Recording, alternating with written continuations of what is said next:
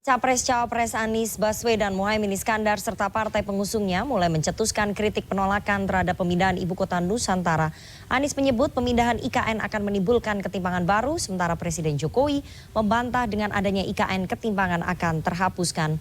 Sore ini kita akan membahasnya dengan juru bicara Timnas Amin, Muhammad Khalid, tenaga ahli utama KSP Johannes Joko, dan pengamat ekonomi Indef, Profesor Didik Rahbini.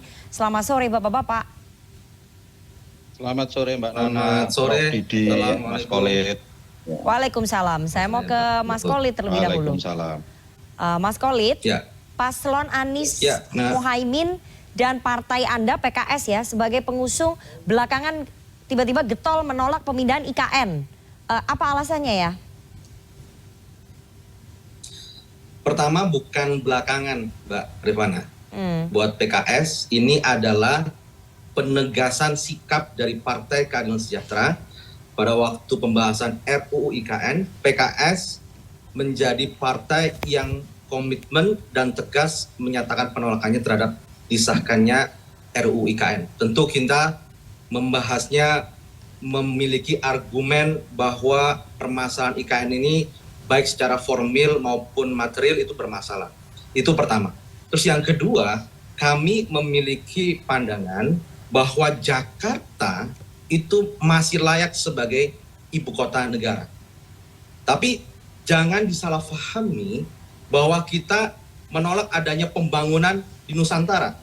Jadi kalau kami di PKS itu melaunching kampanye gagasan, PKS menang, Jakarta tetap ibu kota negara, dan Kalimantan yang sudah sekarang dibangun di Nusantara itu sebagai pusat pertumbuhan ekonomi baru, khususnya ekonomi hijau. Karena Kalimantan adalah paru-paru Indonesia dan juga diakui sebagai paru-paru dunia. Inilah yang harus kita kembangkan bersama. Baik, tapi Demikian. Sikapnya PKS dan Amin berarti tetap menolak pemindahan ibu kota ya? Kami launching PKS kemarin adalah sikap resmi Partai Keadilan Sejahtera. Dan tentunya sikap Amin perlu dibahas secara khusus di tim Amin dan akan disampaikan secara resmi oleh calon presiden dan baik, calon wakil artinya presiden. ini masih ada perbedaan pendapat antara partai pengusung, antara PKS dengan paslonnya. Karena PKB, Muhaimin Iskandar sebagai ketua umum PKB juga menyebutkan bahwa sudah enak-enak di kota kemudian harus pindah ke hutan. Meskipun belum ada pernyataan resmi menolak ya, tapi kan ini senada. Tapi Nasdem kan setuju. Jadi masih ada perpecahan di antara timnya Amin ini. Tidak ada perpecahan. Perbedaan Kalau kita pendapat. buka dalam visi, kalau ada dinamika itu hal yang biasa, Rifana. Tapi kalau kita membaca visi misi Amin, konsepnya adalah ada namanya disebut 8 sayap kemajuan. Jadi membuat pemerataan pembangunan itu bukan dengan konsep memindahkan ibu kota, tetapi dengan cara membuat pertumbuhan baru. Kita di visi misi Amin ada menyebutnya sebagai 8 sayap kemajuan. Dan itu berdasarkan, kalau kami menyebutnya sebagai competitive advantage atau daya saing dari masing-masing wilayah, itulah yang akan menjadi motor pertumbuhan ekonominya. Baik, tapi untuk Jakarta, untuk Jakarta kami di PKS secara ofisial menyatakan bahwa Jakarta tetap layak sebagai ibu kota negara. Baik. Jadi secara global, secara makro, ini ada inline di sini. Bahwasanya apa yang diinginkan oleh PKS, bahwasanya konsep pemerataan pembangunan bukan dengan memindahkan ibu kota, tapi dengan membangun pusat-pusat pertumbuhan ekonomi baru. Membangun pusat pertumbuhan ekonomi baru di Kalimantan itu satu hal, tapi memindahkan ibu kota itu juga hal yang lain. Jadi intinya PKS dengan Amin ini sikapnya bagaimana soal pemindahan ibu kota? Itu dulu yang saya tanyakan Pak Khalid. Tadi jawaban saya cukup clear. Kalau sikap PKS sudah clear di situ. Dan sikap Amin tentunya kapasitas yang menyampaikannya adalah calon presiden dan calon wakil presiden. Tapi seandainya nanti Capres dan juga Cawapres Anda kemudian bersepakat tetap memindahkan ibu kota negara, nggak masalah ya untuk PKS karena tidak ada visi misi partai pengusung, yang ada adalah visi misi presiden dan wapres. Dalam konsep pemerintahan sistem presidensial, tentu calon presiden dan wakil presiden memiliki konsepsi tentang visi pembangunan ke depan.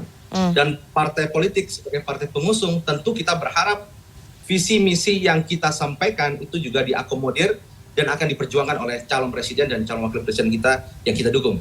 Dipertimbangkan oke, tapi dikabulkan belum tentu karena ada pertarungan politik nantinya Mas Khalid. Saya mau ke Istana dulu, ke Mas Joko. Mas Joko, bagaimana kemudian Istana merespon narasi penolakan IKN oleh kubunya Amin?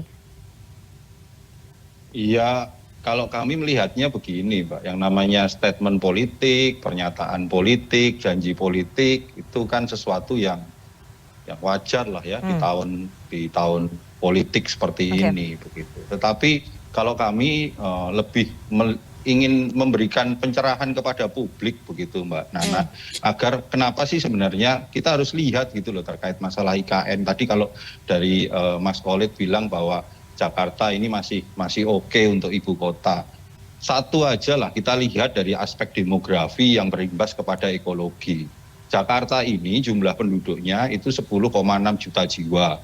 Sementara luasnya cuma 661 km persegi. Kepadatannya dengan kondisi itu hampir 16.000 jiwa per kilometer persegi. Ada konsekuensi ekologis di mana penggunaan air bersih dibutuhkan per meter per kilometer persegi itu hampir 1 juta liter. Imbas dari kondisi ini adalah saat ini terjadi penurunan permukaan tanah per tahun 6-18 cm. Tentu kondisi ini menjadi tidak baik-baik saja Mbak untuk sebuah kota Jakarta yang sebagai ibu kota negara. Itu dari sisi demografi dan ekologis. Dari sisi pemerataan, sebenarnya pemindahan ibu kota negara ini kan kalau dari sisi historis, ini kan sebenarnya sudah digagas jauh-jauh hari dulu, beberapa awal-awal kemerdekaan, zaman Pak Karno, zaman Pak Harto, itu juga sudah dipikirkan tentang pemindahan ibu kota negara. Maka sekarang ini tentu dengan keberanian Bapak Presiden Jokowi dan didukung oleh mayoritas teman-teman di DPR, maka muncullah undang-undang ibu kota negara sebagai payung hukum untuk melakukan pemindahan ibu kota negara. Jadi ini bukan sesuatu yang tiba-tiba, tetapi ini adalah hutang sejarah yang harus dibayar begitu. Nah, dalam konteks ketika kita bicara tentang pemerataan, maka kalau titik-titik pemerataan, sebenarnya titik-titik pemerataan itu sudah dilakukan 9 tahun ini oleh pemerintahan Presiden Jokowi. Bagaimana Sumatera dibangun dengan tol Trans Sumatera, bagaimana NTB misalnya karena keindahan alamnya dengan Mandalika. Banyak semua regio itu dibangun untuk pemerataan, dan puncak dari pemerataan itu simbolnya adalah pemindahan ibu kota negara ke IKN. Itu mana? Baik, jadi kalau dari Istana melihatnya ini hanya narasi politik kampanye saja ya. Sebentar Mas Khalid, begitu Mas Joko. Ya sah-sah aja lah yang namanya tahun politik menawarkan satu gagasan, tapi sebenarnya perdebatan ini kan sebenarnya sudah sejak waktu yang lalu-lalu kita tahu gitu. Waktu undang-undang IKN dimunculkan, lalu revisi yang terakhir juga dilakukan. Baik. Oke, silakan Mas Khalid menanggapi karena kita mau break dulu. Oke, singkat saja. Apa yang disampaikan oleh Pak Joko dari pihak Istana itu menunjukkan ada rasa engganan, resistensi, atau ingin membuat solusi yang instan dengan pemindahan ibu kota. Sedangkan kompleksitas permasalahan Jakarta itu harus diselesaikan solusinya. Jadi masalah ekologis, masalah kemacetan, dan sebagainya, itu harus diselesaikan. Bukan dengan memindahkan ibu kota. Itu yang pertama. Kemudian yang kedua, kalau kita melihat, dana IKN itu sangat besar sekali. Ini studi Bank Dunia nih, saya kasih contoh. Studi Bank Dunia menyatakan bahwa ada financing gap atau kekurangan dana kota-kota kita di Indonesia itu untuk bisa naik leverage menjadi kota yang maju. Kalau angka 460 triliun itu kita gunakan, kita injection kepada kota-kota itu bisa naik kelas, itu akan luar biasa. Dan di visi misi Amin, kita berkomitmen untuk meleverage, menaikkan kelas 14 kota ya sebagai motor-motor pertumbuhan ekonomi baru. Itu lebih efektif untuk membuat pemerataan daripada membangun satu ibu kota baru. Dan itu akan berdampak pada menimbulkan ketimpangan baru. Baik. Nanti saya akan tanya ke Prof. Didik sebagai ahli ekonomi, tapi kita harus jeda terlebih dahulu. Jangan kemana-mana, tetap bersama kami di CNN Indonesia Newsroom.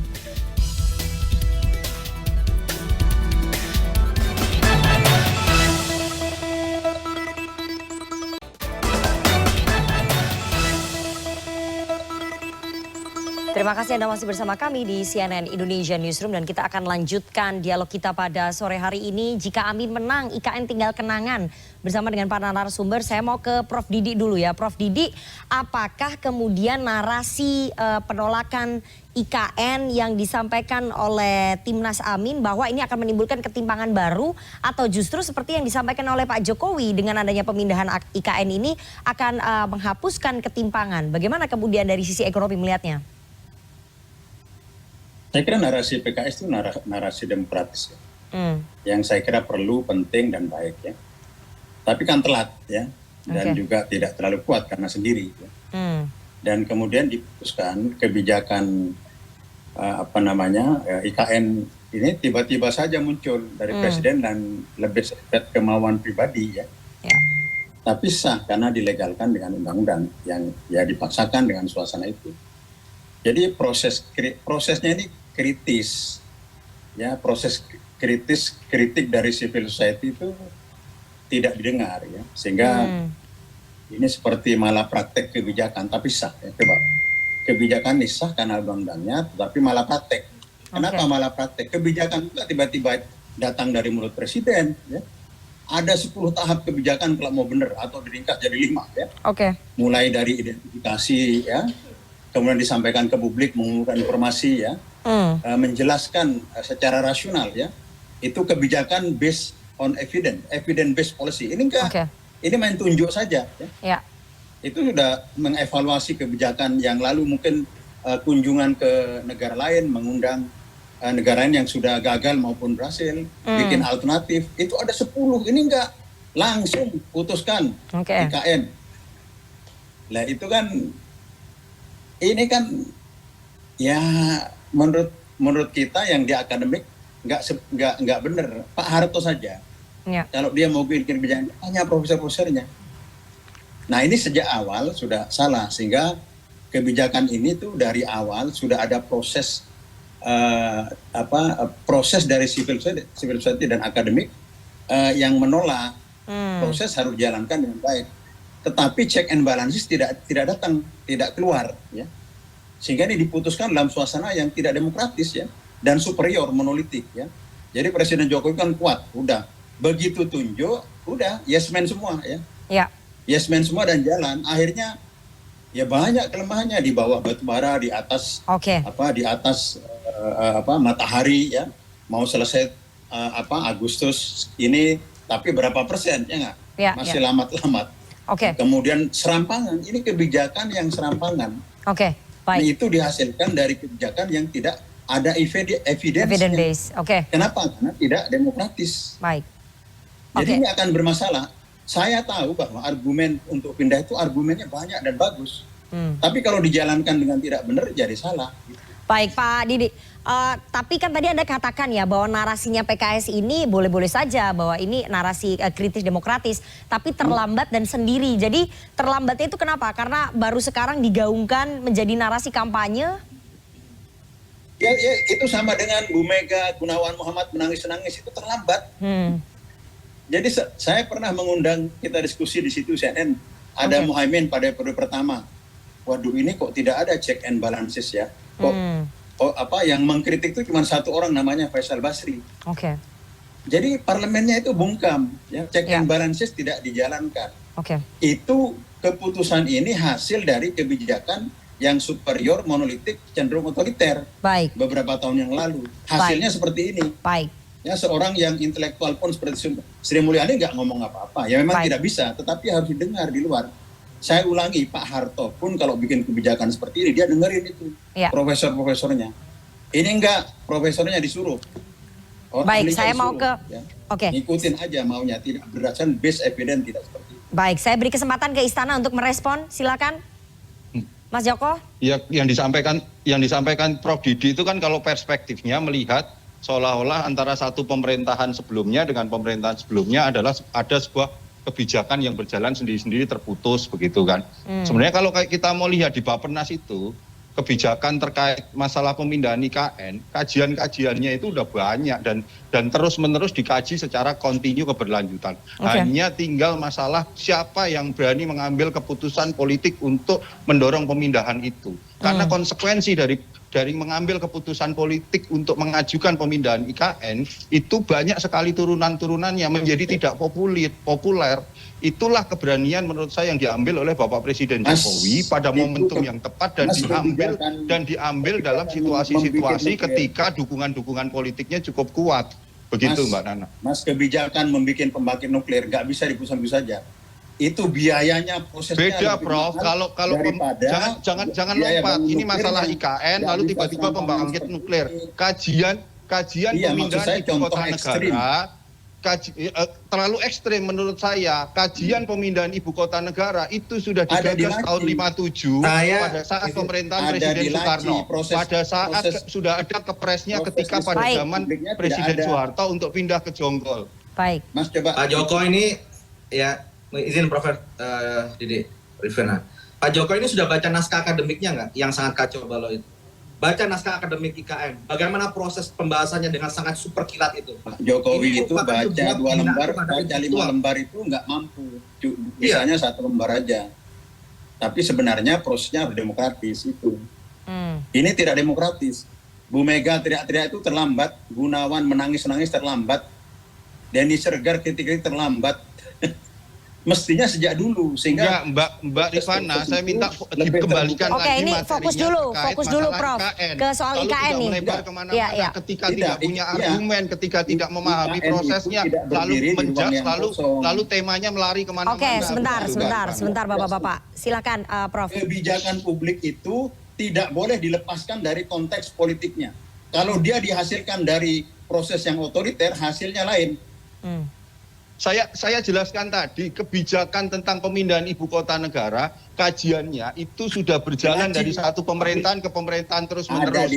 Tinggal hanya bagaimana keberanian untuk mengambil keputusan politiknya, Prof.